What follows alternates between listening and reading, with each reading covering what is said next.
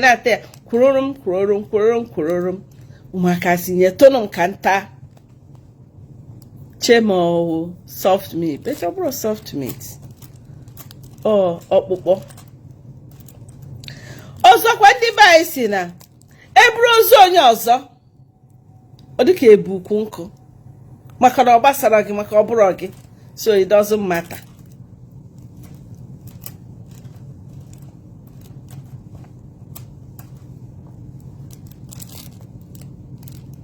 So whenever issue Brother Ebuka pụtara online, each time actually drag ya or ebido drag ya, ana m apụtakarị sisi hapụ ya aka, and I have my reasons m ji si hapụ ya. But whenever I speak out and say anything that looks like defending him or protecting him, from that day, ma onye ọjọọ, ma fake sister. In question ị ga na-ahụzi ebe niile, in fact, maka na ahụ mother, ha ebidozie drag wa. Ụfọdụ ha hapụzie Brother Ebuka drag wazie m. Si ebe m bịara ịgbachitere. And when you go to my comment section, ihe ga na-ahụ, are you sure she's really a sister? Are you sure? No, bro. If onye gasi onya, don't mind her, no fake. Ka. Just like any priest, putari defend. Mo unaga Zion. Whether you like it or not, mo onye sister, automatically you will go fake. I go to see imeho formation, or else ima pota I support you. Ele manu ndi echi na doare. So, because number a sister, I have to do what you want me to do, not what my spirit baby. I have to follow the crowd. I have to follow the trend, or else I won't fake. Obro taka fake nade, kanzaba no fake. Okay? Obro ni feji aza fake buna. Nam support mo na defendri Ebuka Obi boba mia ikpo mia mma azagi ono ofu mbosi itabiri ire tabiri onu ahu iji ekwu okwu a.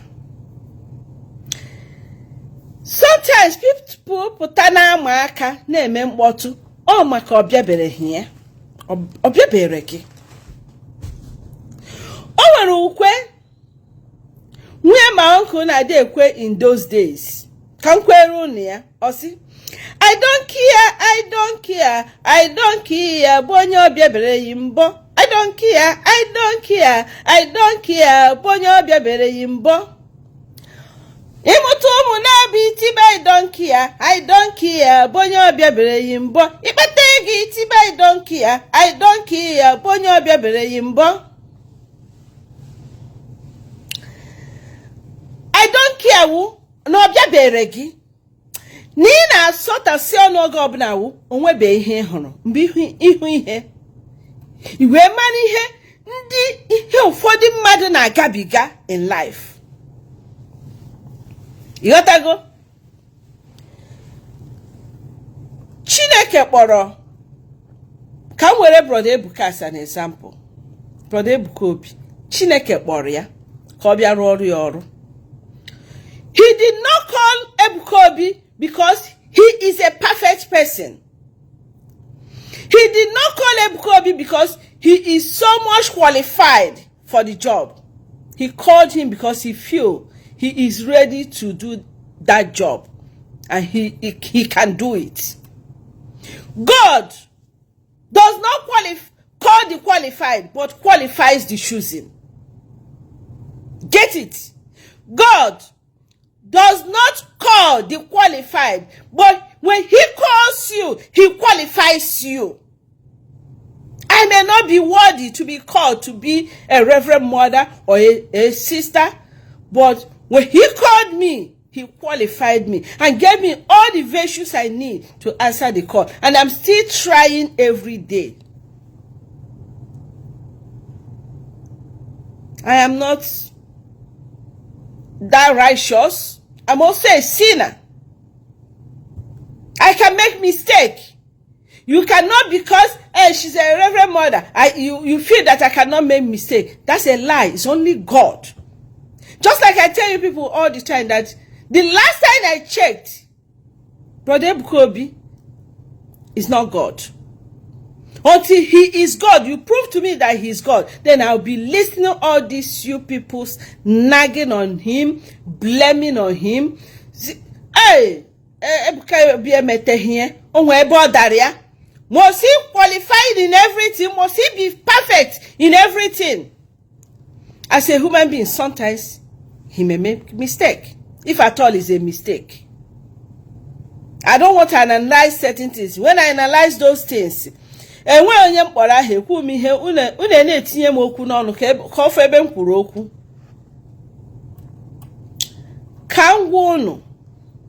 I'll tell you a story of somebody. Somebody bully him. Can you bully him up to yesterday? Mazim makatata. Jim na kware. Na mo na support Brother Ebuka Obi. Na mposia, the person was challenging me. Okwonye otu ai was challenging me. Na kono de ne ya. Se mo rapia ko ya jaki agotala onwe. Mo rapia na Chineke kpori ya ge defend ya. Unu check go de ebe onye obula gbashichara no nkiti. Na ebubo niile a na-ebo ya. Na dragi niile na drag ya. Onwere esi ngozuolenu. Check go di ihe gawu the situation of that young man who has no wife to console him. He is a human being. No matter the grace chukunyere, no matter the power chukunyere, he is a human being. Blood and water na flow now. He will feel the pain. When he see himself being dragged, I don't believe that he will be happy. He cannot be happy. Yes. Many times in the Bible where Jesus wanted to be dragged, what did he do? Many times he defended himself. He spoke. Even sometimes when Jesus spoke, some people felt that he was insulting them. He was a Jew. He didn't answer yes or no. They felt he was being naughty or saucy. But Ebuka, I praise that man for his calmness, his quietness. Or that's so cool. But come on, no folk will na mmiri Atlantic Ocean gabaro. The little ones who go in the past can mmiri agbachabe ho kabaroro. Ohuchabe okarachi husha. Boso ke ihe na push re ko okwu. Ke hunu choko okwu. That is why God is raising some people by the side to speak for him. All this dragging up on ebidie. You people out there start it. And when you start it and his followers start defending, it becomes a problem. Let me tell you. Ni kwara bia kita unde na aju she Rev Sister. If she is, why is she defending a layman? Well, in fact, the Brother Ebuka did the better. When they wanted to crucify Jesus, both sisters ran away, priests ran away, everybody that could have defended him ran away. And that was why there's nobody that spoke for him. Nobody. Nobody defended Jesus Christ. All we heard everywhere is crucify him, crucify him. In the world of today, I'll be among those that will come out and say, do not crucify him. He's a child of somebody. Ihem make it up, raise my sister to join you people and say, bring Brother Ebuka, kai menye ncha. That's why I saw a blind man on social media. Na abu ashonu si ke ihe brother Ebuka meputagoro ha na wo ndara. Inwe anya mana ide afu uzo. So I don't blame you. You don't see?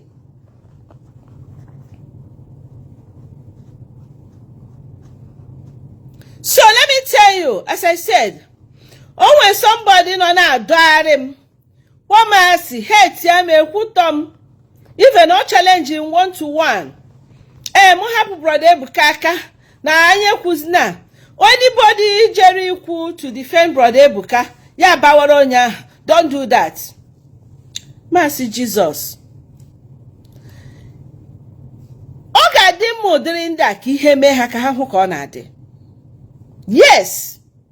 It's good for people to taste the food they cook for others so that they see how it is. I know katakwaro pim. Ya water on ya. Ebido chalirie. Mgbe chaliri anyị last year mmadụ dị ka mụ na-ebuli m ihe niile ahụ. People che m na atọ ụtọ. But now I thank God nyere m the grace. Sie m n'ọkụ up to today. So now ana-akpụgharịzi onye ahụ n'ịntanet. Bo ya ebubo o ji ọwụkwa nke ọma ya, o ji mekwa nke a, o ji mekwa nke a ihe dị otu a. Ewe tụtụrụ ya n'ịntanet dosa kịta ọ na-agbagharị achọ onye ga-edefend ya. Obi adịzie mma ọfụna ka ọ na-adị dosa mma n'ịntanet. Ọ bụ na abịa dosa gị n'ịntanet enwere ndị ọzọ nọ n'ịntanet nwee ike ikwuchitere gị ọnụ gị aha gị awụọla sorry. You will be nobody again in this world. Ọkwa ịntanet anya.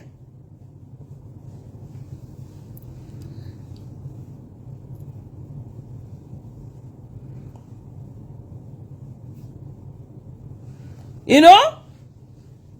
So, pray in life. When people are blackmailing you, when people are assassinating your name, when people are lying against you, pray that you have people who can speak for you. When you don't have somebody to speak for you in life, your name is sorry, honestly. Your name is sorry. We used to have mothers who used to pray for us. God rest my mother. When my mother go to church, she prays for the children. She covers us with the precious blood of Jesus. Now, since she died, I took over. I took over praying for my siblings. Oya wugwam ji ha. Ejim ho ugwo ego. Maka na ejim rado ha wajim ugwo ego. So, I pray for them. I cover them. Because anybody know why get when kiji. Let me tell you, pray that the devil doesn't remember you in this world. When the devil remembers you and you are empty, and that's sorry. So, I will continue to be the voice of the voiceless. And if you challenge me, if you call me names, today I'm declaring and I'm praying to Almighty God not go back to sender.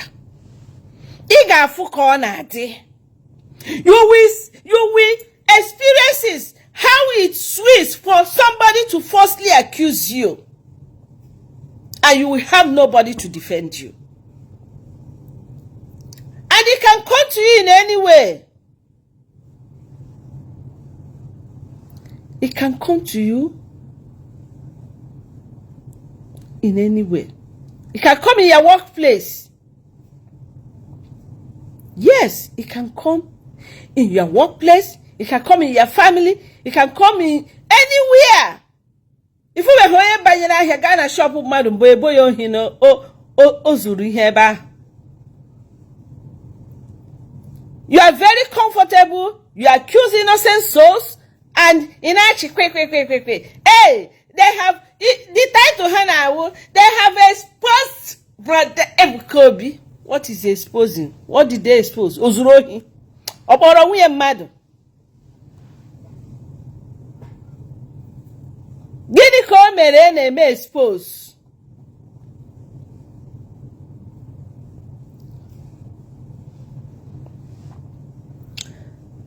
Let me tell you, I stand for the truth. I don't care who is involved. And I always trust my spirit. I always trust what my mind tells me to do.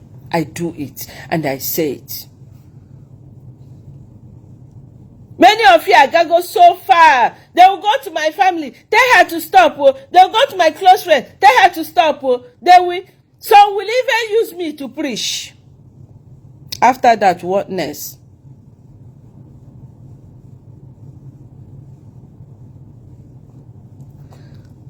Name calling on a boom mad.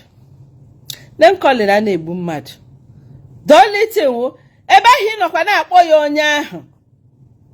Ko na abiakwara gị. It's not enough to come to my comment section and vomit shame upon your life, because you are only disgracing your family. When you come to the internet, he be call some mad. You have right to your opinion, and I have right to my opinion. You can say your opinion, but you don't have to insult somebody. Yes. And let me tell you people, I said it, I don't want to talk with anger. I don't want to say something. I'm not a content creator. Mbro content creator. Mbebutecha photos in them gebute. Wash, I'm not used to that.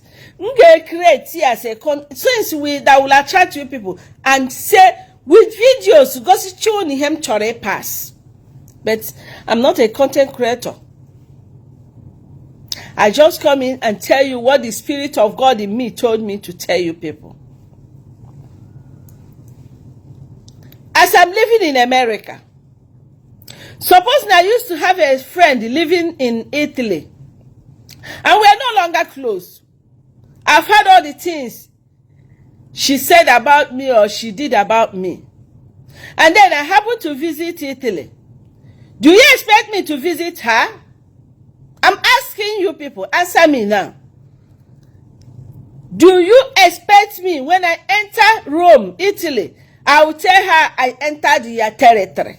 Whereas for 1 year, 2 years, 3 years, we don't talk to each other.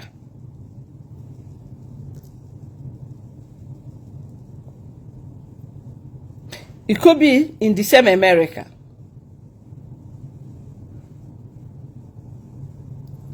In the same America, I live in Detroit, Michigan, and I happen to go to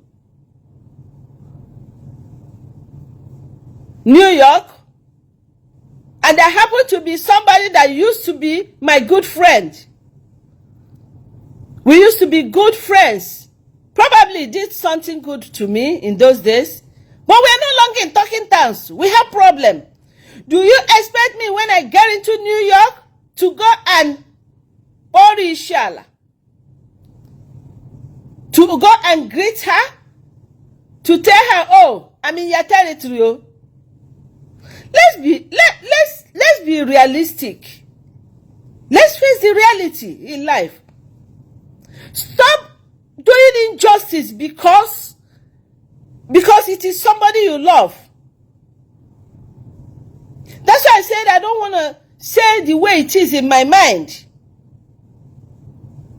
If I'm really to analyze certain things, I've told you people, when a layperson is talking out there, blogging, for me it's making his or her money. You know, sometimes I can ignore it. But when onye chichi putara, I feel broken, because we're supposed to teach. We're supposed to practice what we teach. We're supposed to be an example. And that's why some people sister boldly to say it as it is. So for them, possible. onye sister ya emegbu ya, onye sister ọbụla mere mara na ọnọzi na the life, because ihe dị unisi ọpụtara ihe dị unisi wụ na church wụ ndị arụ ala na church adịghị ekwu eziokwu. Who told you? That's not true. Not the Church of America, where I live and where I'm a citizen of. We are trained not to fear anybody, but to respect people. That's how even my father trained me right from my childhood, from the day I was born.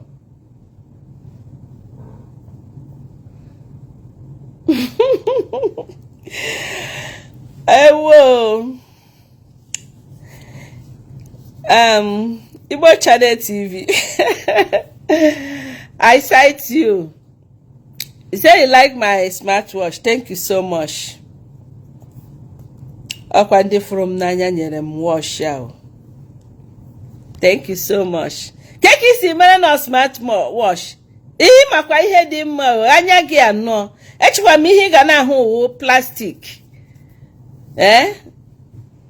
Anyway, God bless you. Thank you for joining me. This is still my morning. Okay, my afternoon. Okay. Let's see. Somebody see. Let's see for how long you gonna do this.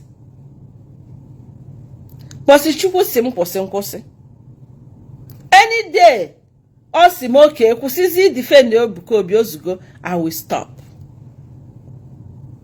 I will stop. My point is that you people should stop nagging on this man.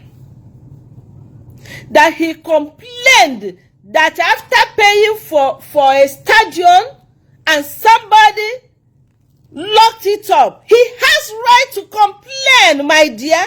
Only him and Ogu Asibia, who are you to question the governor? Who are you to do? But many of you insult our governor every day. Many of you insult our governors, even our president. Whereas the little position in your own, you use it to intimidate people. I always defend presidents and governors, so if you don't know. Because I feel the certain things I see in even small organizations.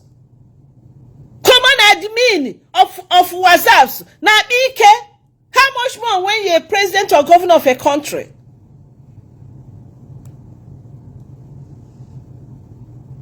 And a fellow admin, a wepu go in a WhatsApp group as an admin, wepu muawu as an admin, no chiekwerike. How much more where you give that person, when you make that person a governor of a state or a president, check what will happen. Because I said something he didn't like, he removed me as an admin. We have seen a lot in this life. We have seen a lot. And that is why I've been a victim, and that is why when I see where people are intimidating people, when I see injustice, I feel like running crazy about it. I speak out.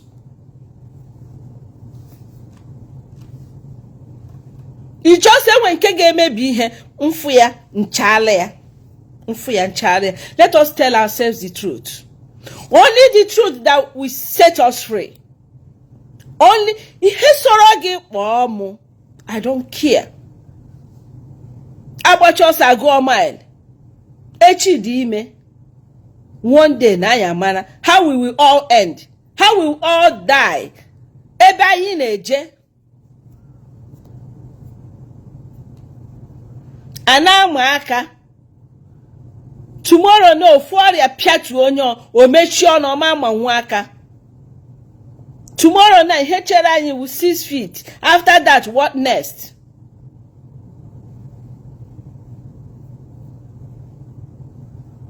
So all this boasting should stop. Yes, all this boasting should stop.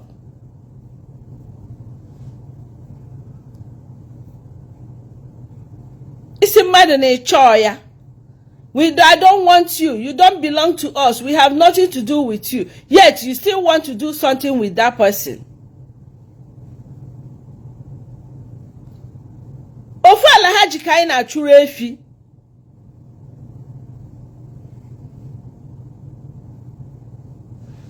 Ofu Alhaji ka anyị na-achụrụ efi. So onye ruru nke ibi ya ruru nke ya. Do your own, I do my own. Why are you looking into my own? Why are you so much interested in my own? Do your own, let me do my own.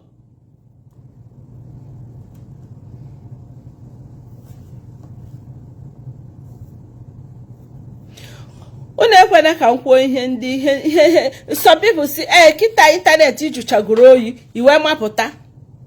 Oh, ojolo oyi. I saw one ihe post na brother Ebuka jikwa wee na-eme import elehu na akpọ ya ndị ụka ka candidate into his program ọbịa n'Enugu. He was importing people. Really? Importing people.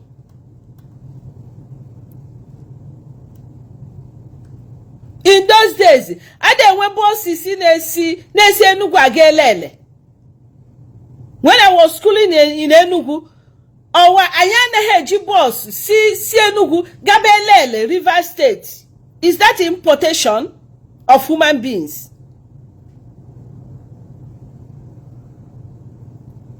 Na Lagos, the different zones kwa. Ona eji boss.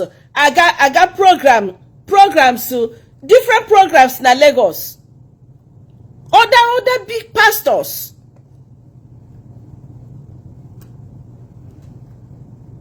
Here in America, onwere adichahu active in so many activities so to si wedding honor. And that is why I encourage our people. Hana aru too much. So HTA TV, let them watch different programs that will be strengthening their faith. The other day, when somebody visited, honest him for more than 1 year, near the joker.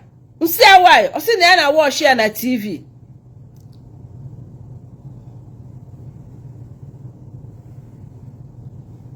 I see na watch mass na TV. Ntibe.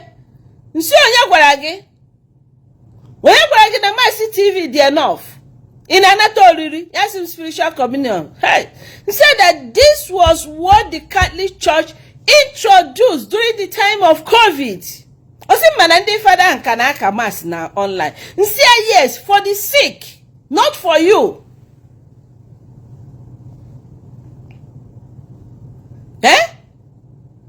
Nsi that mass for the sick, more when after, maybe after days, ichi garikwa ozioma ahụ Father mkwuru na okwuchukwu ije gegharịa ya.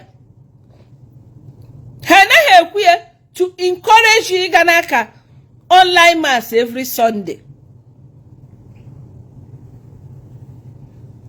Osimoke ngwanụ ya ga-ebidozi na-aga Sunday mass. So I'm happy yesterday she went to Sunday mass.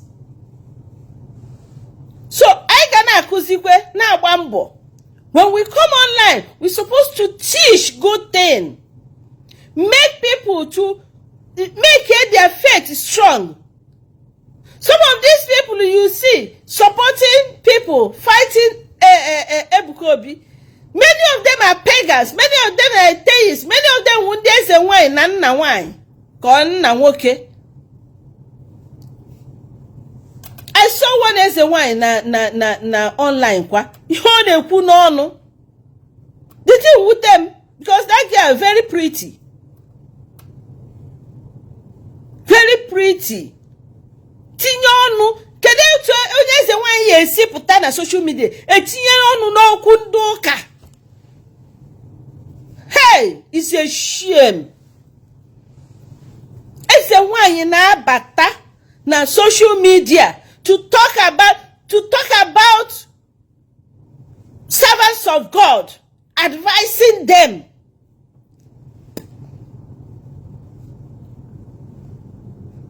na-eje ụka, ndị na-amara ife ụka, ndị si na omenala ka ha na-esozi, ha pụta ha na-eti anyị ekwe ha na-etinye ọnụ n'ihe gbasara anyị ndị ụka.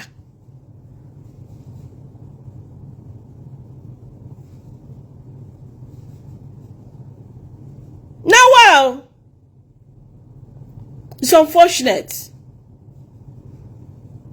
It is very, very, very unfortunate.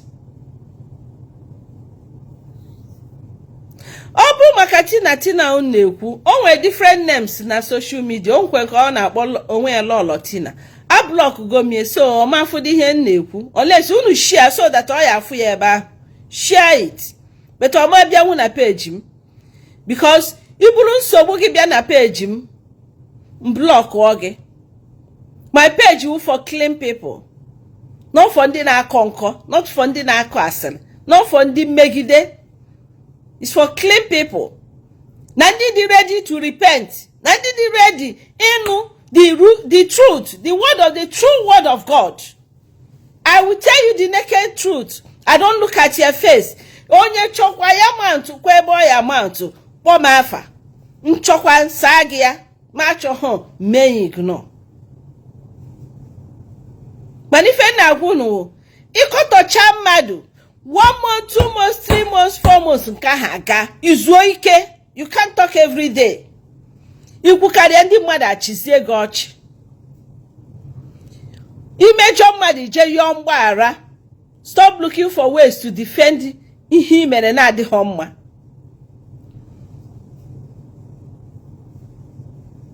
Ekwuchakwa na nke ọ dị m. I'm not angry, but I'm angry. Yes. I'm not angry, but I'm angry.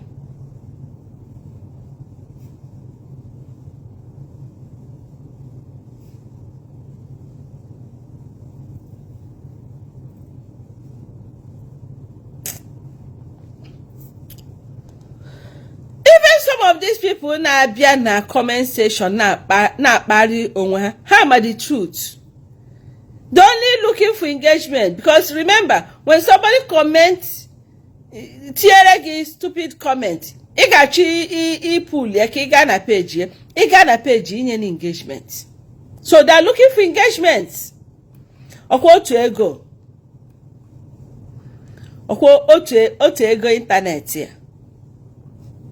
Nna ahụkwa ahụ because I come when I need to come and say what I have to say. God gave me this platform.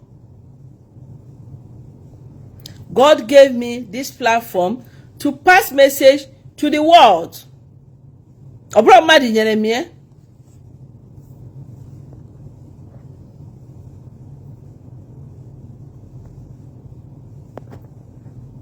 Mụa ọ bụ na ka esi eme n'obodo oyibo, m ga-aza citizen of Enugu.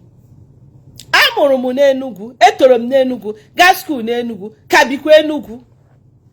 So ka ife na afịa ọtọ nọ.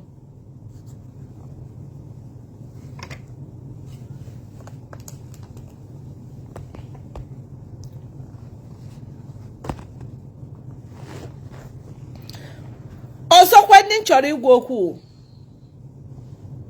ndị asịrị gbakwa ute, fake informants, ndị na-eme ha bịa geta ha eje kọọ nke na-awụ ya, kwukenu nke bụ eziokwu, nyekenu correct information,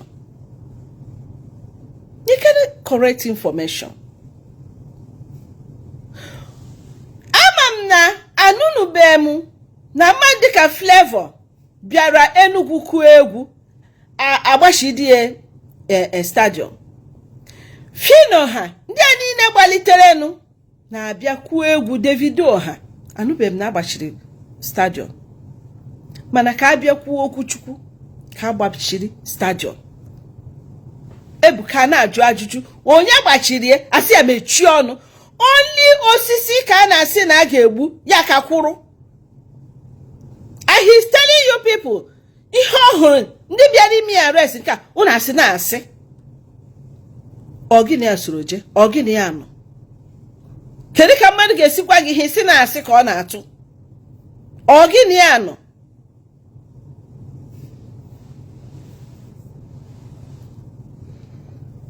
Nwụrụkwa onye mkpọrọ asị. Afọ amụ niile n'anya. Mana alakịrọ m mmegide.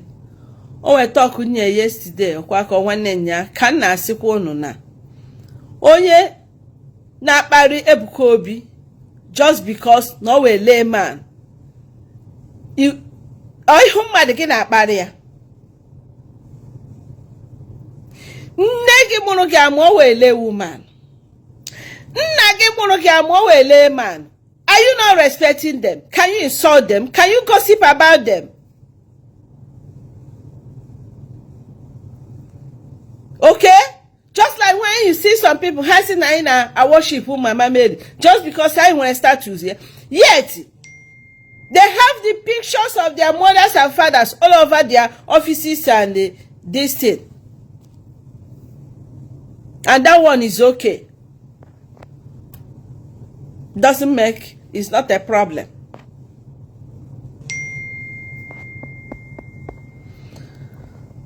Onye mari ha ga-eme ya. Ọ ga-adị ya mma ya emene mmadụ. Okay? Do to others what you will like do to you. Do not do to people what you will not like be done to you. That food you don't want to taste, you don't want to eat, don't cook it for people. Don't cook it for anybody. I don't want to ihe nchọpụtara. Many people na-akụkarị asịrị ada like ka eji ha kụọ asịrị. Ha na-hate the thing a na-ekwe ha. Many people that don't like to be bullied, they bully people. Many people with zero tolerance for false accusation, for accusing them falsely. Ha nwere 100% ni itugide mmadụ asị. That thing you don't want to be done to you. You na-eme ya mmadụ.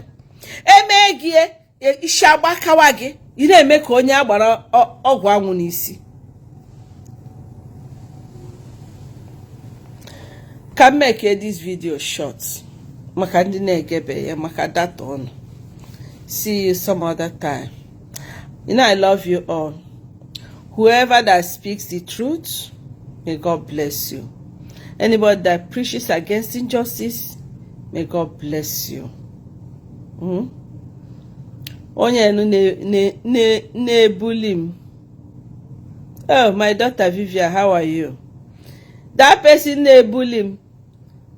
When I see me, when not bad him, even also Charlum Beke, after you are not a Zion.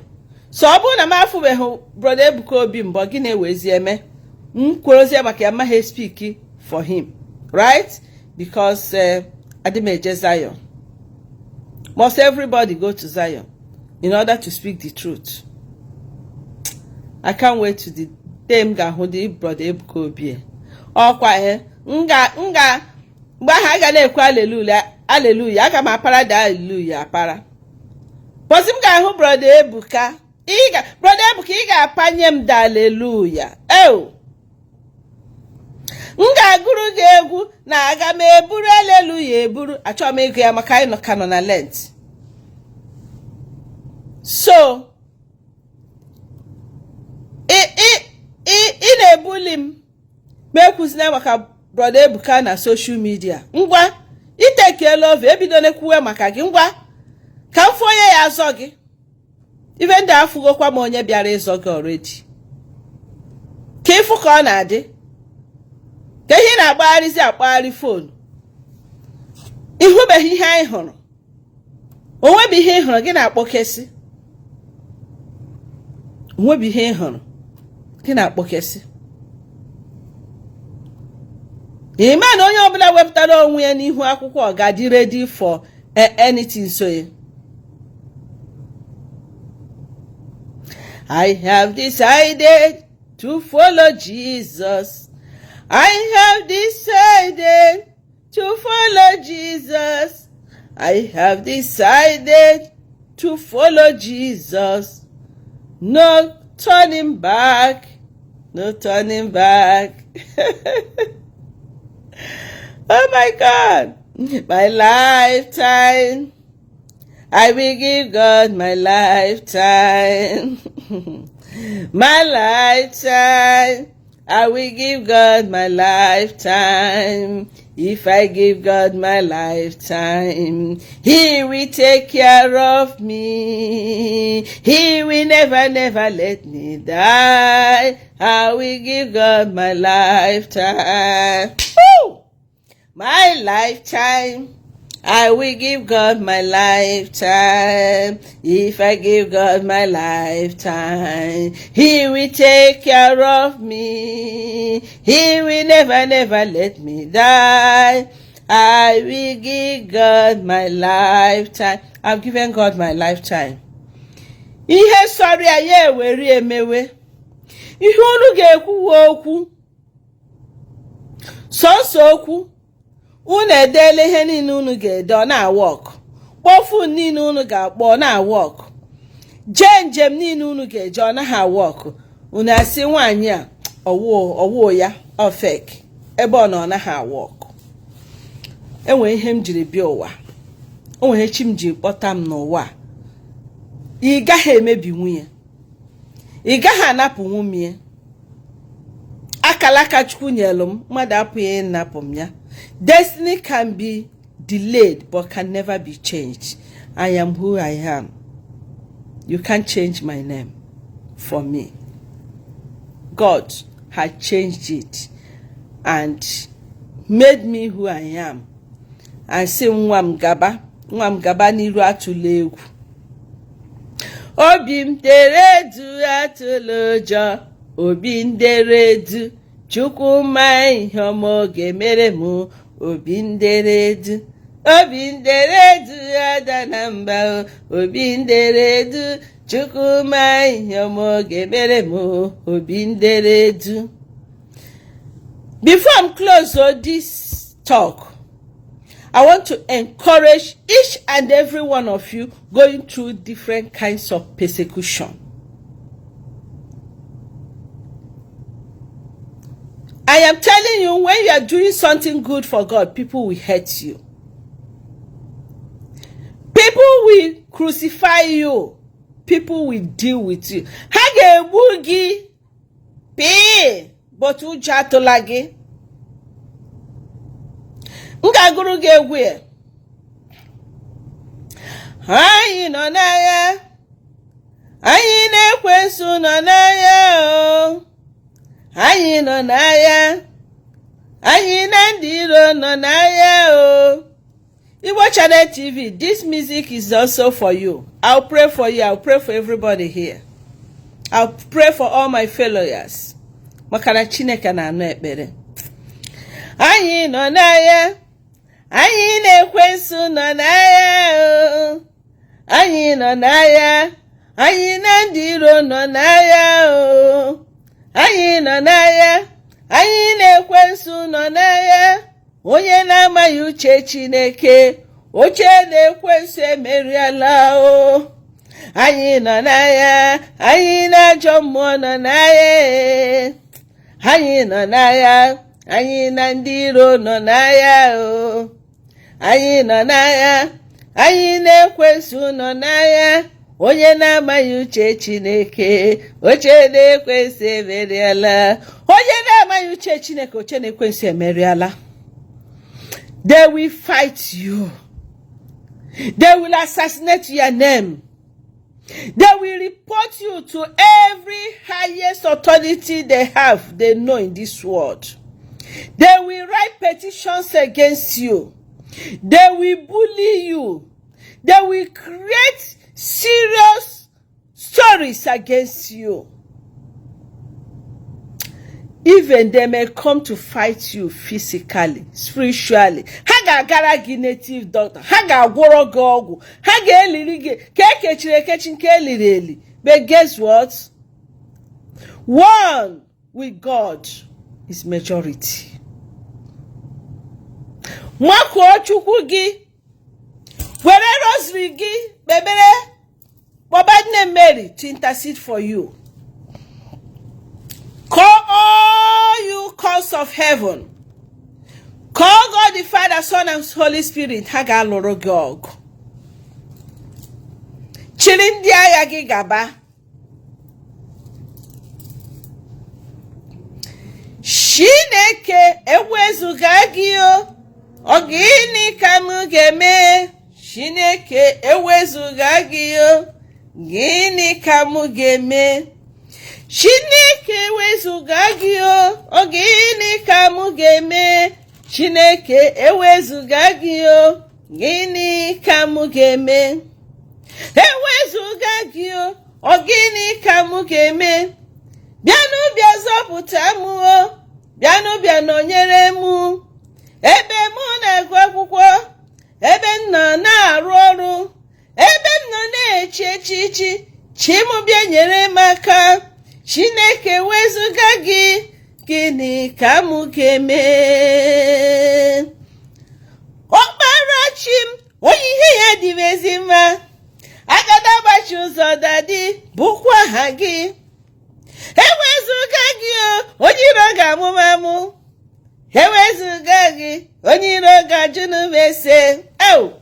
Ọkpara Chineke bịanụ ficha m anya mmiri dị m n'anya, ficha m anya mmiri dị m n'anya. Bịa n'obi na-agbawa m chi m onye ọma o. Chineke ya bịa maka na ewezuga onwe ihe anyị ga-eme. May God today, God the Father, God the Son, God the Holy Spirit, may He come and wipe away your tears. May He come and encourage you. May He come and assure you once again that the devil is fighting in vain, that he has no power over your life. He has no power over your inheritance. He has no power over your good name. He has no power. Everything that belongs to you. His power is powerless. Today, we render their power useless in the mighty name of Jesus. By the power of the Holy Spirit, every tongue that speak against us shall speak the truth, shall confess. Whatever they cook for us shall be back to sender in the mighty name of Jesus. Nna kpuchite anyị, nna kpuchite anyị, nna zọpụta anyị, nna kwutere anyị ọnụ anyị.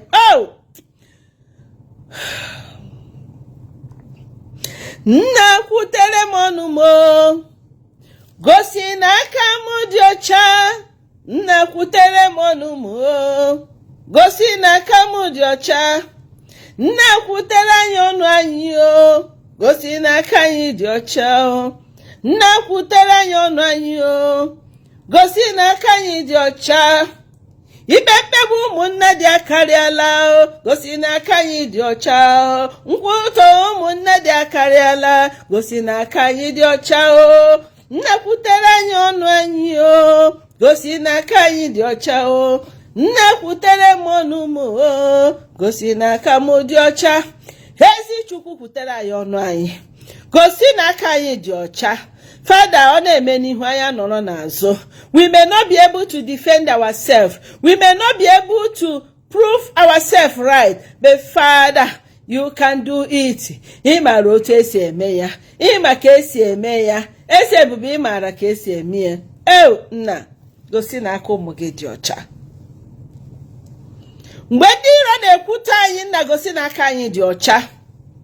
Mgbe ha chere na onwere ihe anyị ga-emenwu, maka ihi na ha ji mma ha ji onye ha wanyere ya erie, Chineke cheta na aka anyị dị ọcha. Nna ka isi wee merie Joseph n'ụlọ mkpọrọ, nna mere anyị ya n'ụbọchị nke taa. Cheta na aka anyị dị ọcha. Na ihere agaghị eme onye nwere olileanya n'ebe ị nọ. Ihere agaghị eme anyị. Oge ụfọdụ ka anyị na-ekpe ekpere, ha na-achị anyị ọchị. Ha na-ajụ anyị kedu ebe chi anyị nọ. Nna lekwa, ọtụtụ mmadụ amalite n'imegide m. Ụfọdụ na-asị o nweghị nzọpụta nwere na gị, ma n'ime gị nna ka m tụkwasara obi m niile. Chi m ekwekwana ka ndị ụwa jụọ m olee chi m. Eze lekwa, ndị obi ọjọọ amalite n'ịjụ ajụjụ. Nna lekwa, ndị ajọ mmadụ amalite n'ịjụ ajụjụ. Nna lekwa, ndị iro anyị amalite n'imegide anyị. Ha na-asị o nweghị nzọpụta ị nwere na gị, ma n'ime gị nna m ka ị tụkwasara obi anyị niile o. nna m ekwekwana ka ndị iro jụọ anyị onye chi anyị. Papa ekwekwana ka ndị iro brother Ebuka Obi jụọ ya ele ebe chi gị nọ.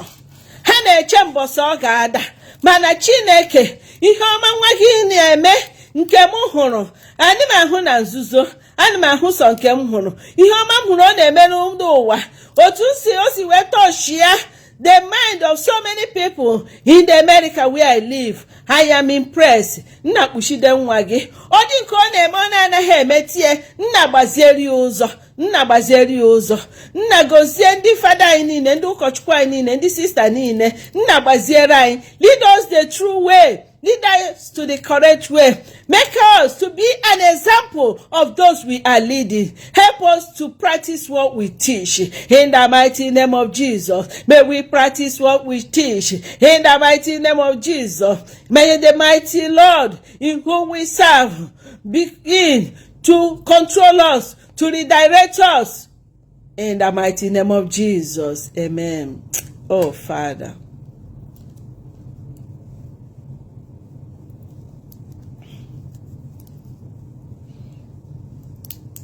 Mother Mary, I call you at this hour to continue to intercede for your children. To continue to intercede for your children.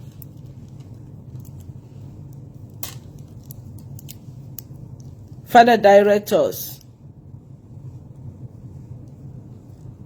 Direct us. You know the truth. No matter how anybody pretend today to be a true child of yours, you know the truth. And only the truth will set us free. Father, all the name calling, it does not matter. It does not matter. What matters is the truth. And that truth, you will expose it very soon. One day, just like you are doing it, there is karma, there is nemesis. Onye ọbụla ga-ata ahụhụ ihe o metere. Nke ọbụla i metere, whoever you have blasphemed, whoever you have spoken against, lie against, ị ga-anata ụgwọ ọrụ ya n'aha Jesus. Amen. At this hour, Lord, I'm begging you to bless your children. Bless your children who believe in you, who trust in you in a special way. May we never be follow.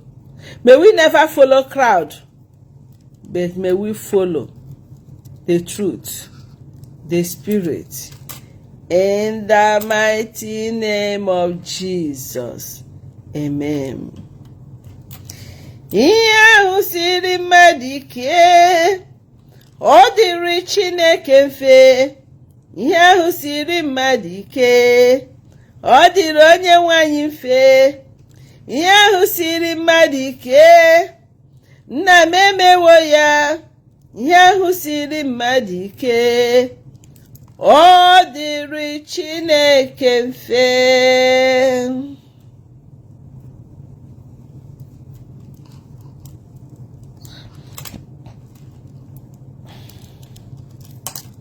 May we never be disgraced by the agents of devil. In the mighty name of Jesus. Amen. May Lord never allow them to intimidate us again, to ask us questions again. But may you continue to protect us. Continue to fight our battles, both hidden, secret, and open one. In the mighty name of Jesus. Amen. I love you all. You know that? See you some other time. Share this message so that everybody will be able to see it. Thank you. God bless you.